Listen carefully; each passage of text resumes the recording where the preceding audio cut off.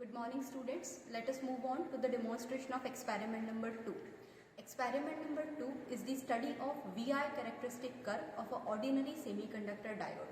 So very first of all we will discuss about the detailed aim of the experiment number 2. So let's have a look at the aim. As you know, we are going to discuss the voltage and current characteristic curve of an ordinary PN junction diode. Along with this, we have to estimate the static resistance and dynamic resistance. The values of static resistance and dynamic resistance we will estimate in the forward bias condition only, and these values are obtained by the graph. We will not calculate this value by any other form, by any other method. We will calculate this value by using the graph, and that too in the forward bias condition only. So let's have a look at the circuit diagram of the PN junction diode. This circuit diagram is indicating the forward bias PN junction diode, and this one is representing the reverse bias PN junction diode. Here you can see here this is the diode. Here P is connected with the positive of external power supply and N is connected with the negative of external power supply. So this is indicating us that semiconductor diode is operating in the forward bias condition. In the similar manner, we have connected here P with the negative of external power supply and N with the positive of external power supply, which is again indicating that the semiconductor diode is operated under reverse bias condition. After connecting the PN junction diode with the help of this circuit diagram, we will note down the reading in this observation table. In this observation table, we are measuring voltages in the volts and the current in the range of milliamperes. Here you are familiar that in forward bias condition diffusion current flows, and the diffusion current has large magnitude as compared to the drift current. So for this reason we are measuring the current in the range of milliampere.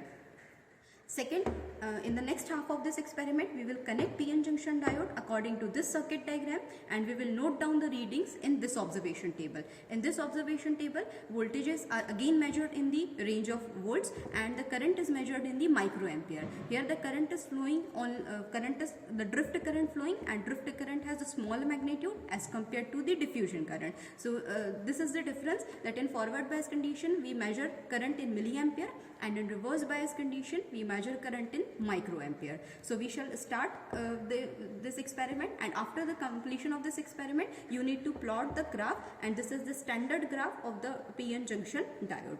So let us move on to the connection.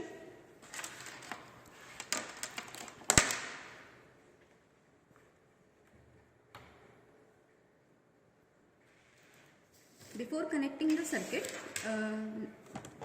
let us discuss on the power supply. So where is the power supply? Here you can see this is a board. This board is the PCB, which is known as printed circuitry board. This in electronic, this printed circuitry board is used to assemble the electronic components. Now question arises, how many electronic components are there? So you can see here these are the diodes and these are the silicon diodes. In the silicon diode, the coated end, that is silvered end, is indicating N, and the end opposite to the silvered end is representing P. That means the region where the silver coating is present, it indicates N, and the region opposite to that indicates the P.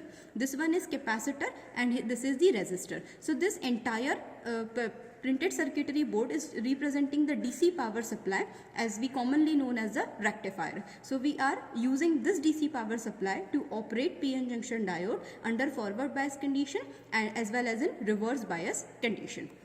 So this is the power supply. This power supply is common in the experiment of Zener diode as well as in the experiment of light emitting diode. So in the Zener diode and in the light emitting diode, I am not going to show this power supply again because this is common there. What are the apparatus required to perform this experiment? So apparatus are, this is the digital voltmeter that will give us the value in the units of volts.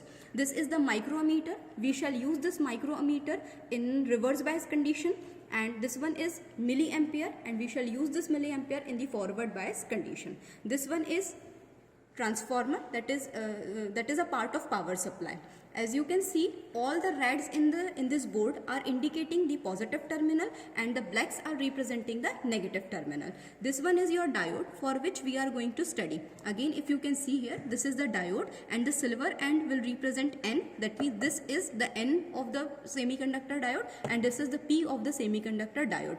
Do not get confused. The diode that I have shown in the power supply, that is the part of power supply, and for this particular diode we have to plot the VI characteristics curve and we have to estimate the value of static and dynamic resistance. These are the two terminals of the power supply.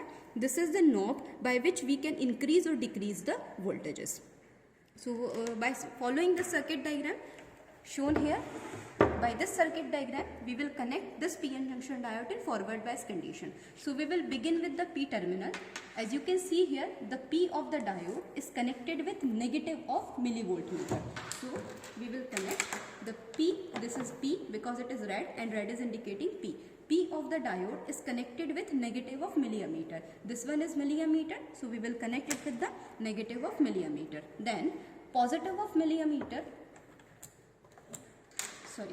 this P is connected with the negative of milliammeter and also at the same instant of time it is connected with the positive of voltmeter. So it is connected with the positive of voltmeter. Now the positive of milliammeter is connected with the positive of external power supply. So this is positive of milliammeter and this is positive of external power supply. Now this one is negative of external power supply and the negative of external power supply is connected with negative of voltmeter and N of the semiconductor diode. So here is your negative of voltmeter and here is N of the semiconductor diode. So this is the forward bias PN junction diode. Now according to the observation table, we have to increase the voltages by using this knob and we have to note down the reading by using the milliammeter. Okay. Now the calibration of milliammeter is here between 0 to 10 number of lines are present. That means each line is representing the current of 1 milliampere. For example, if I put it here, this is 1. So it is representing that the value of current is 1 milliampere. If you put it into other value, it will represent the 2 milliampere. So here between 0 to 10, we have 10 number of lines. So its calibration is one line is representing the current of 1 milliampere. Similarly, the calibration of microammeter is same. Here microammeter is between 0 to 10. There are 10 number of lines are present and each line is representing the value of 1 microampere. Each line is carrying the value of 1 microamperes current. So this is the calibration of milliammeter and micrometer. Now what we have to do, we have to note down the observation table note down the reading by using this observation table.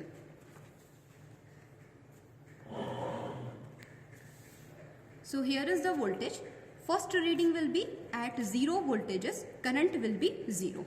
Now by using this knob, we will increase the voltage and the value of voltage is 0.16. So second reading is at 0.16 voltage, current is 1 milliampere. Okay. Now in the second value, in the second reading, the voltage is 0.27 volts and on imparting the voltage of 0.27 volts, we are getting the current of 2 milliampere. Again increasing the value, increasing the potential is giving us the value of 3 milliampere at the voltages of 0.32 volt. So at 0.32 volt, we are getting the value of 3 milliamperes of current. On increasing the value further, voltage of 0.35 volt providing us the value of 4 microampere. Proceeding in the similar manner, we are getting the voltage of 0.38 volt. At this voltage, we are getting the current of 5 milliamperes of current. Okay. Now, by following the same steps, if you increase the value of current, if I rotate this knob completely, I have rotated this knob entirely, and on rotating this knob I am getting the value of current nearly 14 milliamperes of current. That means this particular diode is providing the value of 14 milliampere at the voltages of 0.5 volt. That means we can operate we are operating forward bias condition up to the limit of 0.5 volts, and the current flowing through this diode is of the order of 14 milliampere. So this is the observation table of forward bias condition. By using this observation table, you have to plot the graph. Voltage taken on the x-axis and currents taken on the value of current taken on the y-axis. So this was the completion of the forward bias PN junction diode. Now we have to remove this circuit, and now we will connect the PN junction diode in the reverse bias condition by using this circuit diagram. Now in this circuit diagram, P is first connected with positive of micrometer. So here this is our P, and this P is connected with positive of micrometer. So this is micrometer and it is connected with its positive. Negative of micrometer is connected with negative of voltmeter, and at the same time it is connected with negative of external power supply. So here negative of micrometer is there, negative of micrometer with negative of voltmeter, and remaining is connected with negative of external power supply. Here positive of external power supply, this is the positive of external power supply. It is connected first with positive of voltmeter, and then at the same time connected with the N of the diode. So negative of the voltmeter is there and N of the diode is there. So by this, the PN junction diode is now connected in the reverse bias condition. Now again, by using this knob,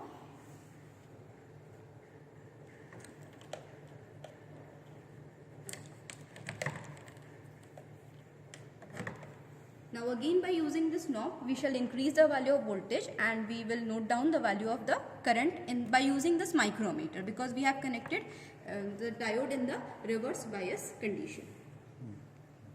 Now increasing the value of voltage give us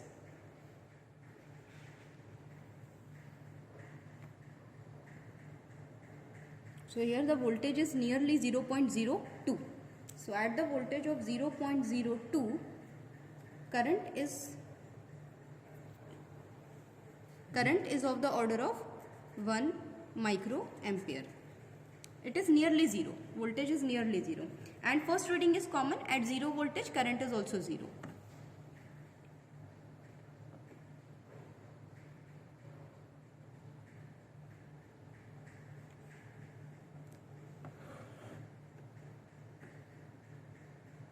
At 2 microampere, we are getting the voltage of 0.06. So this is the reading at reverse bias. Here voltages are, you can see, as compared to forward bias, voltages are very low in reverse bias condition.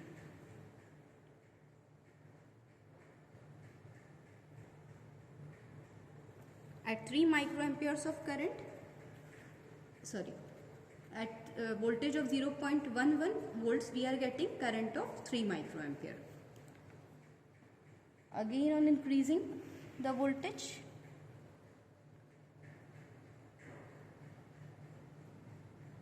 the value of current is 4 microampere now, and the value of voltage is 2.82, 4 microampere. From the 4 readings, you can observe here up to 3 microampere, the voltage is very low.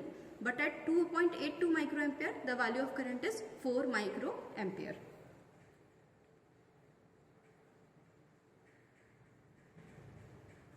At 5 microamperes of current, we are getting 7.15 voltage. We are familiar that this particular diode has its cut-in voltage. At a particular voltage, under the beyond the critical value of voltage, this diode suffers a breakdown condition, and this diode will get damaged. So we will not operate this diode beyond the particular voltage, and we are stopping here. If you can increase the current, you can get here the value of current. You can get the value of current nearly 17 microampere. So you can obtain the value of current 17 microampere, and you can plot the graph. But we are familiar that this particular diode has its cut-in voltage, and beyond that critical value of voltage, if we increase the value of voltage, then the diode will suffer the breakdown and it will get damaged. So this was the reading. Now by using this reading, you have to plot the graph. And the graph, let me show you the graph. This will be the graph that you obtain after plotting the graph. And here you have to note down the scale in this manner. This is representing the scale of the forward bias condition, that is the first coordinate, and the scale for the third coordinate. That means in first coordinate we will plot the graph for forward bias condition, and in third coordinate we will plot the graph for the reverse bias condition. You have to write the aim on the top of the graph paper. You have to mention the date on which you have plotted the diagram, and secondly the voltages, take forward voltage is taken on the x-axis, and the forward current, that is diffusion current, is taken on the y-axis. It is measured in milliampere range and it is measured in the microampere range. So many students have usually have doubt that is there any need to plot the graph in forward bias condition and in the reverse bias condition separately. So there is no need to plot the graph separately in forward bias and in the reverse bias condition. What you can do, you can change the scale in the forward bias condition and change the scale in the reverse bias condition according to your reading. Now here we have to know how to calculate the value of static resistance and the value of the dynamic resistance. So this is the value of, this is the voltages, and at the particular value you can observe here that from this value, from this low value, the voltages the current is increasing slowly, and at this particular value of voltage, current is increasing rapidly. So this is the reason where the applied voltage is less than that is the forward voltage is less than the cut-in voltage. So this particular voltage is known as the cut-in voltage, and in this region, below this region, Vf is less than V0. So if the applied voltage is less than the cut-in voltage, then there is a small increase in the value of current, and as soon as the Vf is greater than V0, then the value of current increases rapidly. So this particular voltage we will obtain from the x-axis, and it is near about 0.32 or 0.34 volt. So 0.34 is the cut-in voltage up to beyond which the current increases exponentially. And how to calculate a static resistance? By using this cut-in voltage. So the value of a static resistance you will obtain by the formula static resistance Rs is equal to V into I.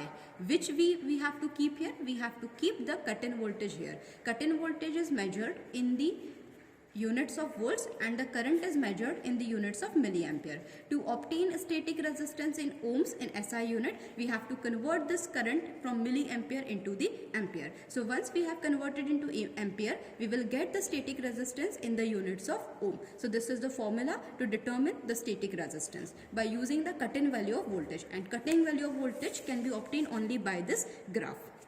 Second, how to calculate the dynamic resistance? The formula to determine dynamic resistance is this: RD is equal to delta V over delta I.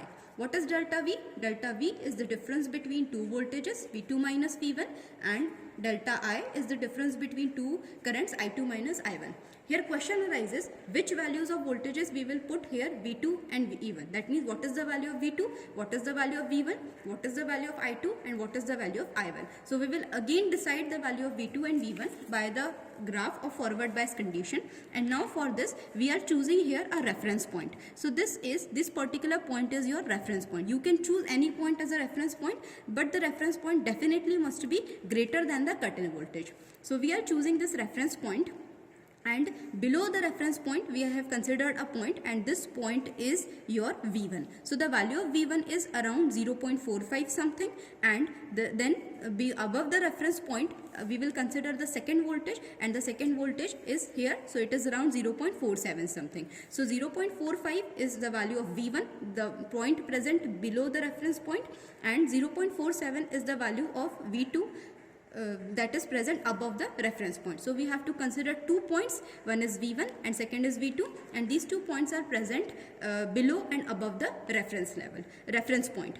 The current corresponding to V1 will be I1, and the current corresponding to V2 will be I2. So as you can see here, the value corresponding to V1 is 6 milliampere, and the value corresponding to V2 is 8 milliampere. So we need to substitute this value, and you can see here V2 is greater than V1. So you have to substitute this value here, and by substituting this value you will get the dynamic resistance. But to obtain the dynamic resistance in the in the units of ohm, again there is need to convert the current from milliampere to the microampere. So this voltages are already measured in volt, so we have to convert this in the milliamperes range. So the dynamic resistance is of the order of dynamic resistance is measured in the units of ohm. So this is the study of VI characteristic curve. This is the observation table, and this is the graph.